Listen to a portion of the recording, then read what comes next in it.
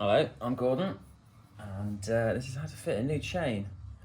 Most important step, step 1, get a beverage and drink some of it, because it's early. Grab your chain, straight out the box. Ignore all the other advice you've seen about waxing and rub like that. The chain has lubricant on it out of the box. And that is how much lubricant you need on your chain at any point. It's really not a lot. It needs to be almost dry. I mean, if you've got a wet black chain, then you've got a not very happy chain. Right. You don't need a stand. You don't need anything fancy to do this. Whack your cranks back, lay it on the teeth, and then just drop that round. I don't know, so about there-ish. It's about halfway between here.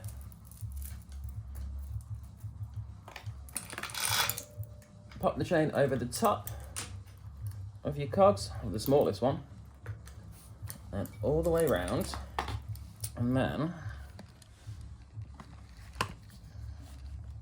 you're going round the front of the top wheel, behind your little peg, like so, and then around the outside of the bottom, and you just want to pull that tight. To determine the length,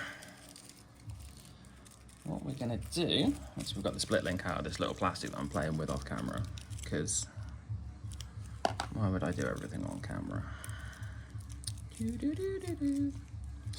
All right, horizontal, and then pull it. Just pull until there's a small amount of gap here between the bottom of the chain on the jockey wheel and the chain itself. Okay? So, this link here, it was slightly too loose, so we're gonna go back to this one, but because we've got a split link, we're actually gonna go to here.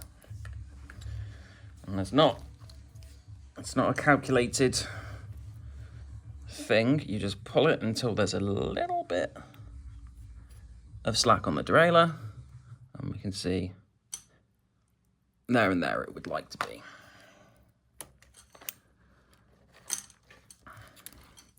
Now, I'm doing this with my cheapest, nastiest chain tool, just to show you that you don't need to buy all the expensive tools. You put the chain link in the outer jaws. And admittedly, I might need a screwdriver to turn this, but yeah, I do. Oh, if only there were all the screwdrivers close by. Talk amongst yourselves.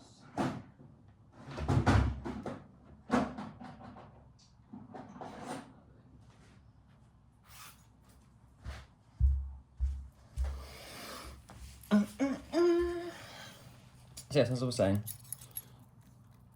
just push the link out. Now, if you want to be able to reuse this, you don't want to push it out all the way, because you might have made it too short. So push it until it starts to feel tight again.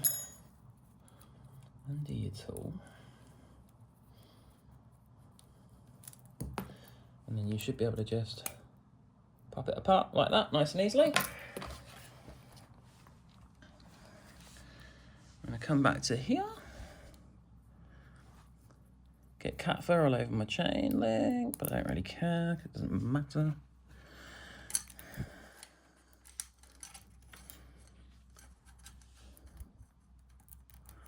Now, there are other things to consider, like if you use your granny ring, which I don't, and you might need, in fact, no, let me rephrase that.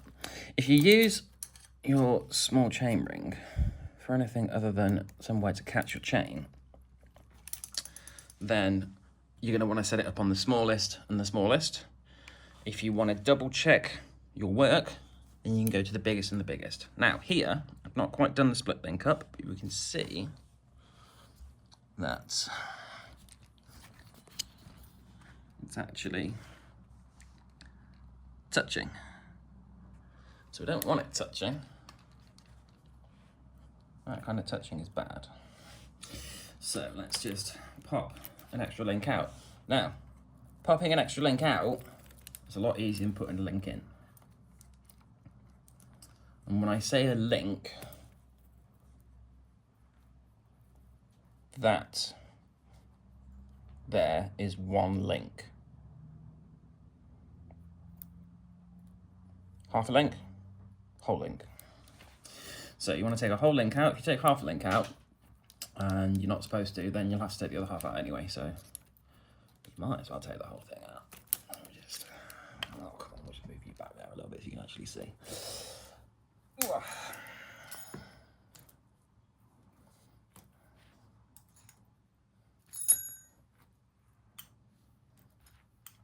Probably should have used my nice chain tool.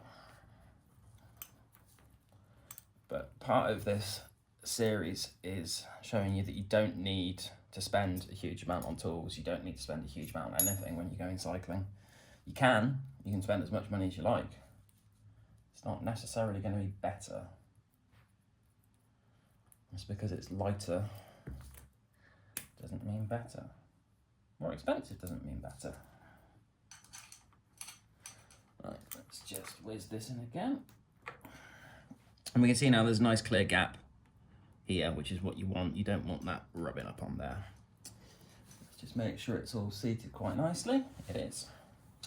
Okay, so we've got a little problem with the split link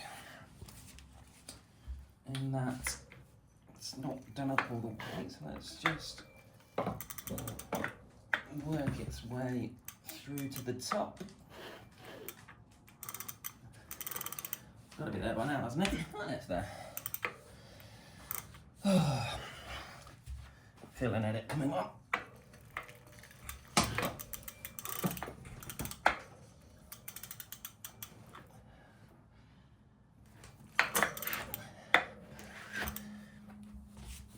Right, now we've got our split link up to the top here. All we're going to do to tighten that up, we can use chains like a chain plier, but if you haven't got one of those, then you can't use that. So what you do is you get it to the top here, between the sprocket and the chainring, and you just go on your crank. And as you can see, it's popped together nicely. And that's that. That's how easy it is to fit a new chain. At this point, you don't want to lube it. It's got lube on it. If you want to wax your chain and get into all that, then, you know, more for you. You're causing yourself more problems than it's worth, to be brutally honest with you. I use wet lube, 3-in-1 oil, whatever's lying around basically. And when I do lube my chain, I go from about here to here. That much of the chain. I put a drop along the top there on each one, and then I'll spin it around a few times. If I can hear squeaking, I'll put another load of drops on the top here, and that's it. A lot of people overlube their chain, and that is what can lead to premature wear of your entire drivetrain, of your life and your will to live when you've got black crap all over your trousers. And I've got a little bit of black rubbish on here. You can see a little bit of build-up on the top jockey wheel. That's 4 years worth of build-up. That's how little lube I use on my chains. The last chain did nearly 1,000 miles on this bike before it broke, and that wasn't an e-bike chain. This is an e-bike specific chain. Hopefully, it will be a little bit stronger than the last one. Edit there. The last chain did 500, 700 miles on this bike with as it as an e-bike, but it also did about 3 years as a normal manual hybrid as well. So that chain did quite well. But anyway, that's how you change your chain. Nice and simple. It shouldn't be too taxing of a job for you, because it is, if you've got the old chain, make it the same length, or near enough. Your old chain will have stretched, so it will be slightly longer link for link than a new one. But you don't need any fancy tools. You don't need a stand. You just need a chain tool. This one's from a multi-tool, and something to turn it if it hasn't got a proper handle on it, and that's it. Simples. Anyway, thank you for watching. Like and subscribe, share, and if you really feel like it, donate some money. Don't have to donate it to me, just donate it to anybody. Charity, pub, shop, whatever.